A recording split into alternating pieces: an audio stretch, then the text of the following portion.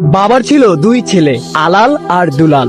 আদরের এই দুই ছেলেকে নিয়ে বাবার গর্বের শেষ নেই। হঠাৎ একদিন আলাল আর দুলালের ফুটবল খেলার ইচ্ছে জাগলো। বাবা তার দুই ছেলের আবদার পূরণ করলেন।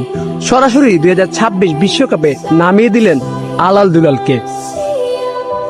বড় ভাই আলালকে দিল সহজ গ্রুপে, আর ছোট ভাই দুলালকে দিল কঠিন গ্রুপে, যেন বড় ভাই আলালের মতো দুলাল পরিশ্রমী হয়ে ওঠে। আর বয়স বিবেচনায় আলাল খেলতে লাগলো সহজ গ্রুপে।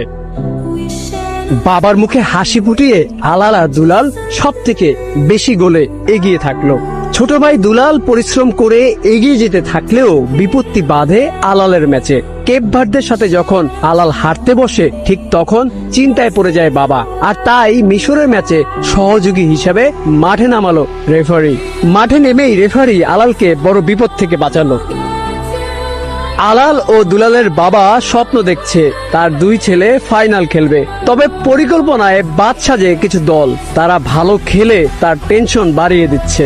এজন্য আলালের খেলায় দুলালের রেফারি ও দুলালের খেলায় আলালের রেফারি নিয়োগ দিয়েছে।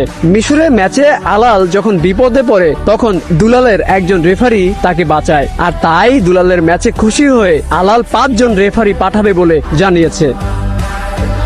এখন শুধু সময়ের অপেক্ষা। আলাল দুলাল খেলবে ফাইনাল। এক ভাই কাপ নেবে, আরেক ভাই গোল্ডেন বুট নেবে। খেলা শেষে দুই ভাই একসাথে কক্সবাজার ট্যুর দিবে। আর তাদের আনন্দ উল্লাসের সব খরচ বহন করবে গর্বিত বাবা ফিফা সভাপতি। সন্তানের প্রতি এই ভালোবাসা ইতিহাস হয়ে থাকবে যুগের পর যুগ। আর আলাল দুলাল বেঁচে থাকবে প্রতিটি ভক্তর হৃদয়ে।